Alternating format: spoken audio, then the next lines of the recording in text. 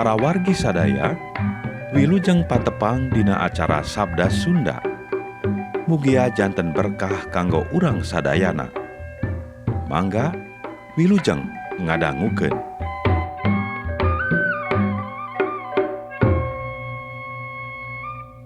Injil Yesus Kristus numutkeun Santo Lukas.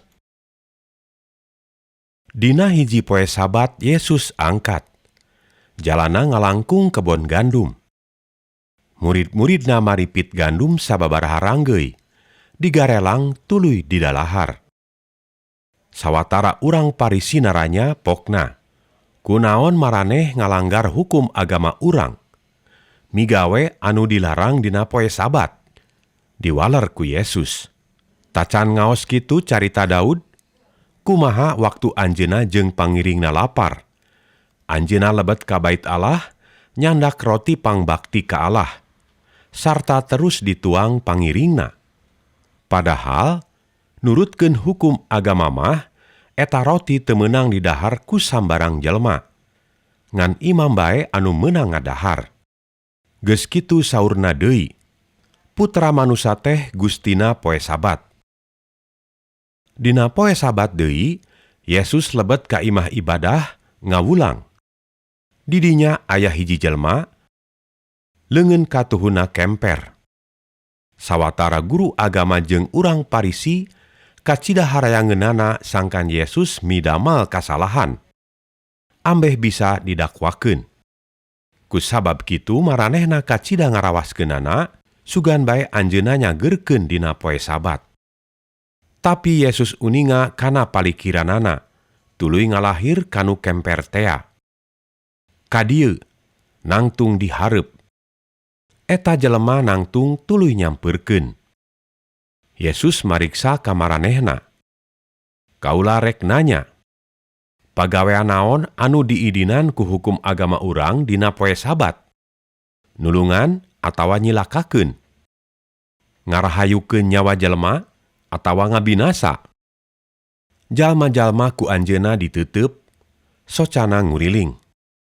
Geus kitu ngalahir ka eta nu kemper.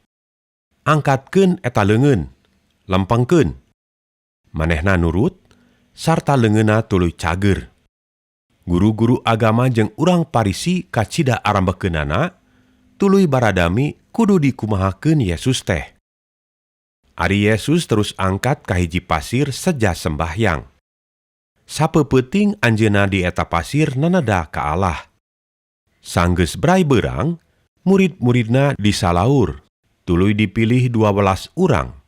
Eta anu 12 ku anjeunna disebut rasul, nyaeta Simon ku anjeunna dilandi Petrus, jeung Andreas dulurna, Yakobus jeung Yohanes, Filipus jeung Bartolomeus, Matius jeung Tomas, Yakobus anak Alpeus, jeung Simon anu disarebut Selotes, anu disebut Patriot, Yudas anak Yakobus, jeung Yudas Iskariot anu engkena ngahianat.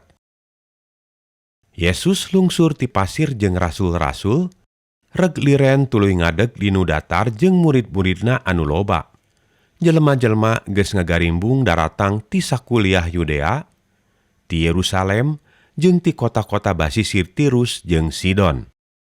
Maksudna rek ngarupingkeun anjeunna jeung harayangeun dicagerkeun kasakitna. Anu kasarurupan roh jahat oge daratang, tuluy dicalageurkeun. Jalma-jalma ting seleke rek nyarabak ka anjeunna, sabab tina salirana mancar pangawasa anu matak cager ka anu nyabak. Yesus neuteup ka murid-muridna pok sasauran. Bagja maraneh anu mariskin, sabab maraneh jadi anggota karajaan Allah. Bagja maraneh anu ayeuna kalaparan, sabab bakal diseubehan. Bagja maraneh anu ayeuna ceurik, sabab engke bakal sukaseuri. Bagja maraneh lamun ku karana Putra Manusa, maraneh ku jalma-jalma pada mika geuleuh, pada miceun, pada ngahina, jeung pada nyebutkeun doraka. Nabi-nabi oge di zaman baheula ku karuhun maranehna di kitu-kitu. Jadi lamun maraneh ngalaman di kitu-kitu kudu atoh, kudu igel-igelan. sabab gede piganjareunana di sawarga. Sabalikna, cilaka anu ayeuna baleunghar, sabab senangna enggeus ayeuna. Cilaka anu ayeuna enggeus sareubeuh, sabab engke tinggal laparna. Cilaka anu ayeuna sareuri, sabab engke tinggal nguyungna jeung ceurikna.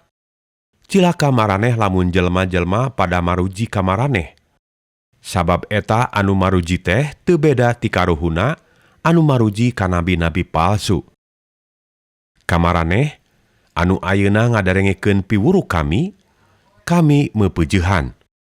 Kudu nyaah ka musuh, kudu nyieun kahadean kanu mika geuleuh, kudu ngaberkahan kanu nyumpahan, kudu mangnedakeun kanu neung teuinganan.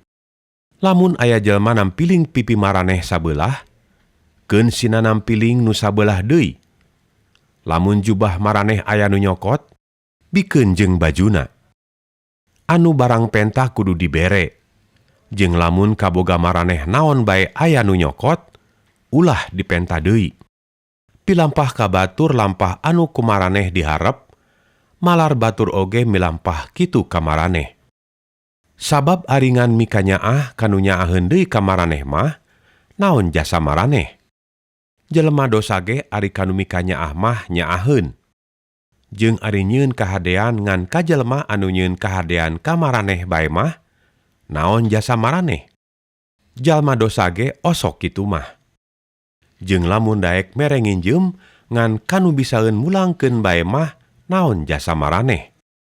Jelema dosa ge ari nginjemkeun ka jalma dosa deui teh bari ngarep-ngarep pulang sajinisna.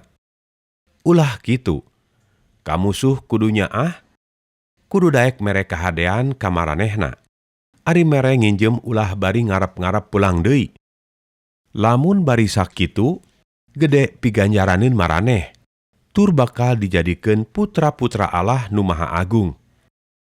Sabab mantena mah kanu teu boga panarima jeung kanu jahat oge tetep bae sae manah. Kudu boga sifat welas, sabab rama maraneh oge sifat welas. Ulah ngahukuman batur, supaya maraneh ulah dihukuman ku Allah. Ulah nyapa ka batur, supaya maraneh oge ulah disapa ku Allah. Kudu daek ngahampura ka batur, supaya maraneh oge dihampura ku Allah. Ka batur sing daek mere, supaya Allah ge kersaeun maparinan maraneh.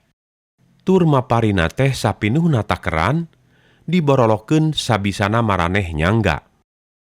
Ukuran maraneh ka batur, ku Allah bakal dianggo ngukur maraneh. Jeung Yesus maparin ibarat kieu ka maranehna. Jalma lolong moal bisa nungtun anu lolong deui, sabab tangtu duanana bakal digebrus kasolokan. Murid moal ngaleuwihan guruna, tapi lamun diajarna geus tamat bakal sarua jeung guruna. Kunaon ari tatal dina panon dulur diawas-awas, ari balok dina panon sorangan teu dirasa. Nah bisa maraneh ngomong kieu ka dulur maraneh. Cik eta tatal dina panon teh urang pangyabutkeun ku kuring. Ari balok dina panon sorangan teu katenjok. Jelema munapek. Piceun heula balok dina panon sorangan. Geus kitu kakara bisa awas kana tatal dina panon dulur jeung bisa mangyabutkeun. Tangkal anu sehat, buahanana moal goreng. Nya kitu deui tangkal anu teu sehat, buahanana moal alus. Unggal tangkal bisa dikanyahokeunana teh tina buahna. Sabab pasti tangkal cucuk moal buahan kondang. Rungkun cucuk moal buahan anggur. Jalma anu hade ngabijilkeun anu hade, sabab eusi hatena oge hararade. Jelema jahat ngabijilkeun anu jahat, sabab eusi hatena oge jarahat. Sabab mudahna omongan tina sungut teh, lantaran hate geus leber. Naha nyambat ka kami Gusti, Gusti, tapi piwuruk kami teu dilampahkeun. Anu datang ka kami terus nurut kana piwuruk kami. Ibaratna ku kami rek dicaritakeun. Nyaeta ibarat jalma nu nyieun imahna, galianana jero, masang padamena dina luhur batu. Anak katarajang banjir, imahna henteu igeng-igengan acan lantaran padamena weweg. Sabalikna, anungan semet ngadengekeun piwuru kami, tapi henteu jeung dilampahkeun. Nu kitu mah ibarat nu nyieun imah henteu make padamen. Anak katarajang banjir, bruk imahna runtuh, rugrug amburadul. Sakitu dawuhan Gusti Allah.